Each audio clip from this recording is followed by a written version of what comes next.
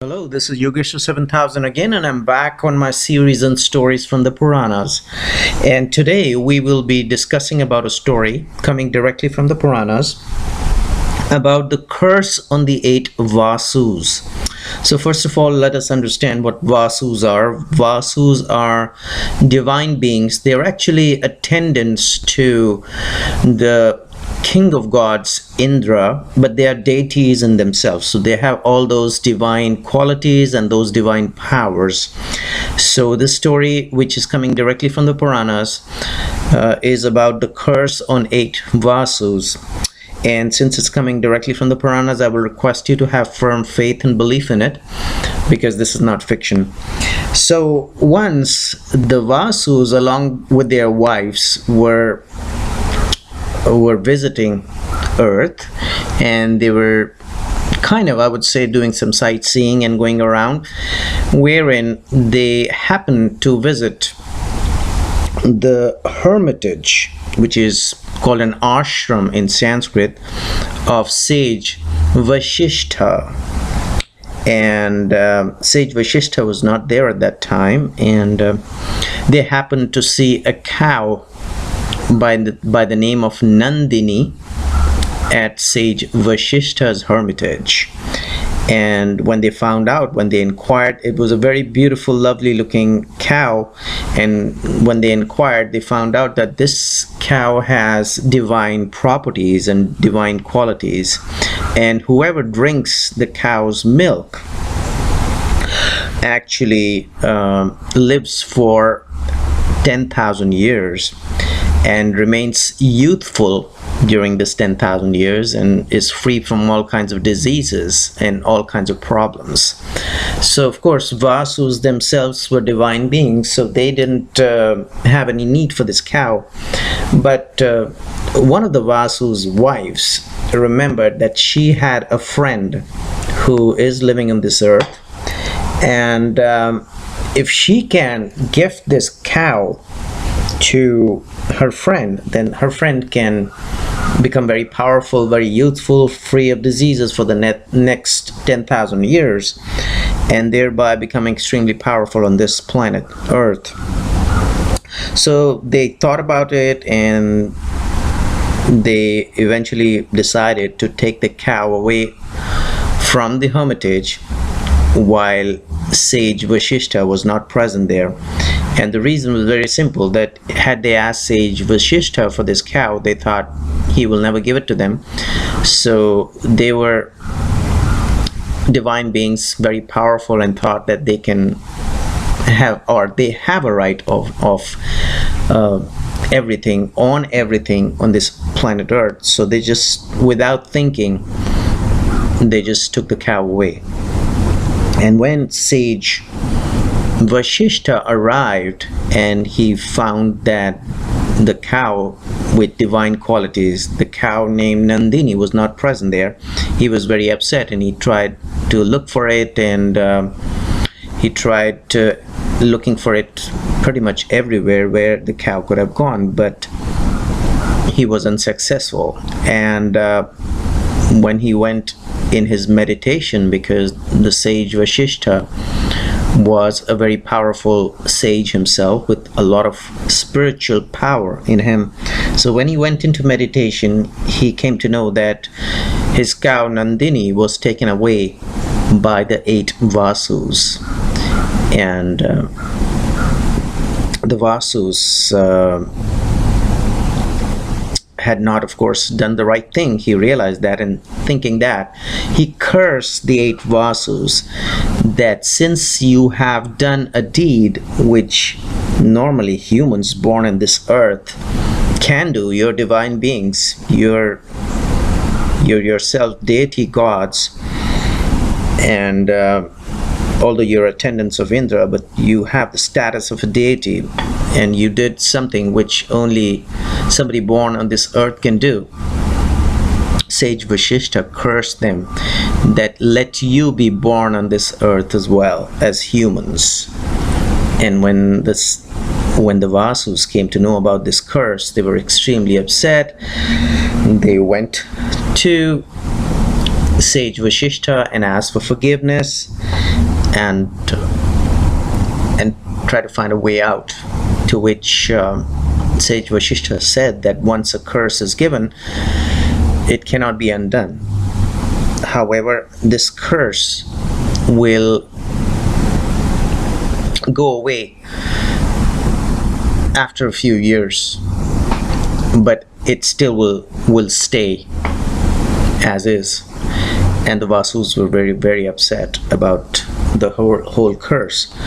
So they didn't want to get born as humans on this earth, and even though the curse was supposed to stay for a few years, they didn't want to stay as humans, born as humans on this earth even for a few years.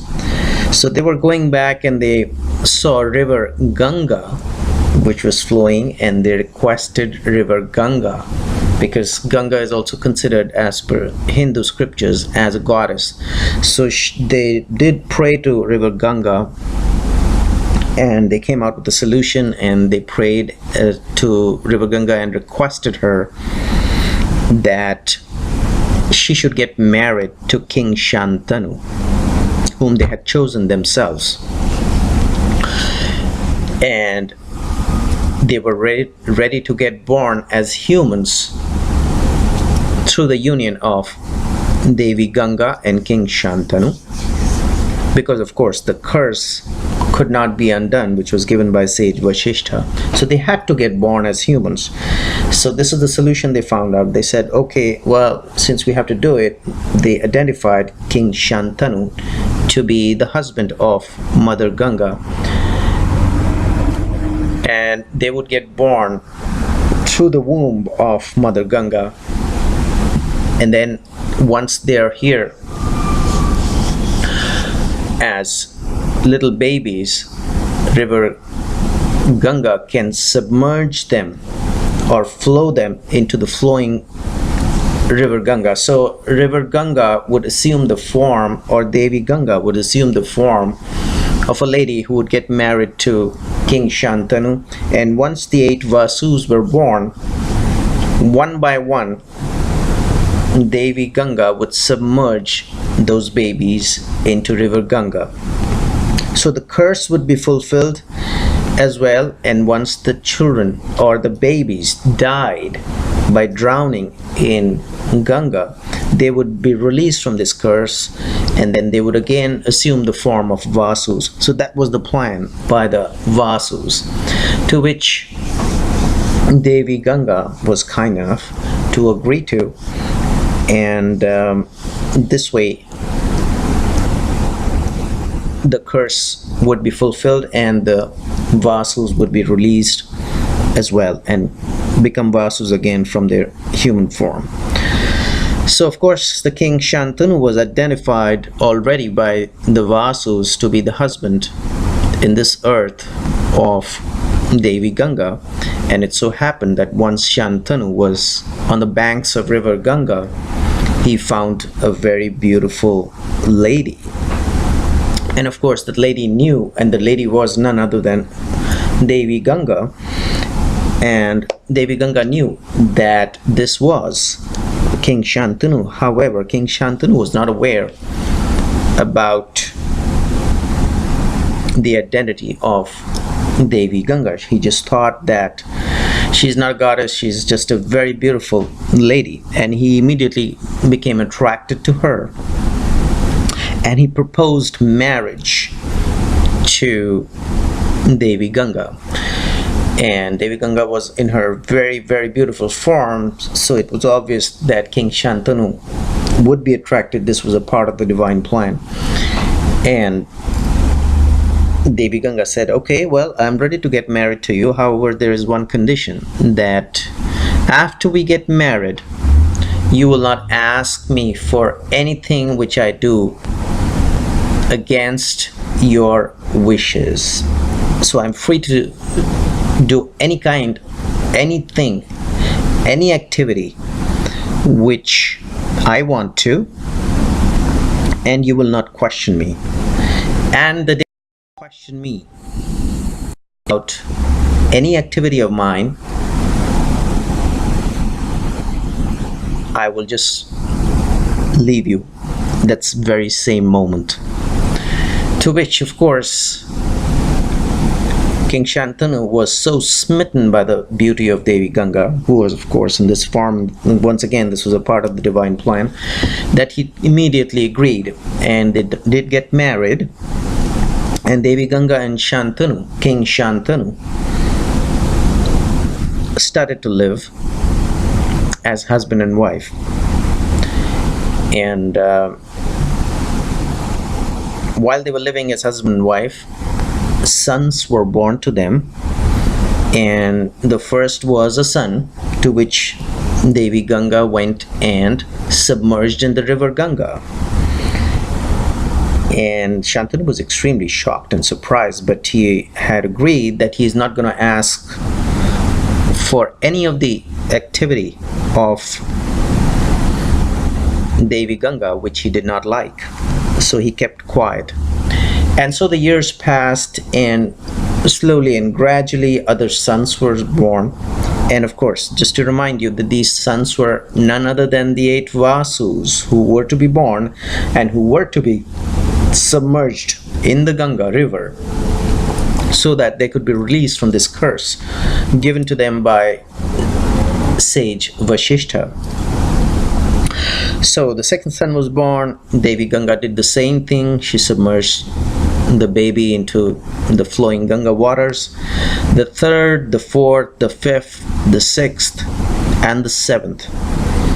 And every time King Shantanu saw the babies being submerged into water, actually it was killing of the babies, he somehow held himself back, although he was in extreme pain, and he knew that the moment he would ask Devi Ganga about why she's doing it, she would leave him immediately, and he didn't want to see that situation where Devi Ganga would leave him.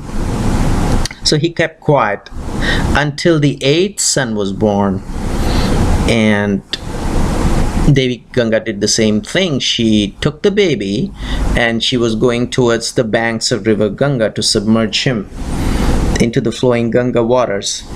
So this was the last Vasu whom she was supposed to submerge and actually end the human life of the baby, which was actually a Vasu, so that they could again regain their original form. And this time, in the 8th time, King Shantanu could not hold him back, and he went, and he was pretty mad. He was pretty upset at her, and he said, well, you seem to be a very mean woman, and how can a woman do that? Submerge her own born children into the running waters and kill them? That's not acceptable. So he held her arm and he confronted her and asked her, what's going on? Please let me know. I'm not going to let you do this. To which Ganga reminded him of that promise and said, look, King Shantanu, now I have to leave you because you did promise me. And you stopped me from doing this because... And then she went over the whole story to Shantanu and explained him that this was the reason why I was submerging my own babies into the running Ganga waters. And she said, of course, now your promise is broken, so I have to leave you. And this time, of course, I'm not going to submerge this baby into the flowing water. This baby is going to live. And this baby is going to live on this earth until he decides to live on this earth, on this planet Earth. And in the meanwhile, I will take this baby with me because the baby needs a mother, and I'm going to raise the baby. And once he's young and youthful, I will bring the baby back to you. You will have your child or your son back. So actually this 8th Vasu, which could not be submerged in the water, was the Vasu who had to live his life on earth because of the curse of sage Vashishta. And of course, he could live on this planet Earth on as many years as he would like to. And he was none other than Bhishma, the story which we just discussed about the great kidnap in one of my previous videos, and a great character of the great epic Mahabharata, who could die at his own wish. Why? Because he was a Vasu, actually. And also, he was raised as a prince by King Shantanu, and he took the vow that he will never get married, he will never inherit the kingdom from King Shantanu. And that was the story which was discussed in the last video about why he did not inherit the kingdom, why he did not marry, because Shantanu's other wife Satyavati wanted her sons to be king. And this is the story about how Bhishma was born, who was once again none other than the 8th Vasu. And if you read and go through the Mahabharata in detail, you will know that Bhishma, at the time of the war in Mahabharata, he left his abode on earth on his own wish, because that was the wish. He could leave his body from this world on his own wish.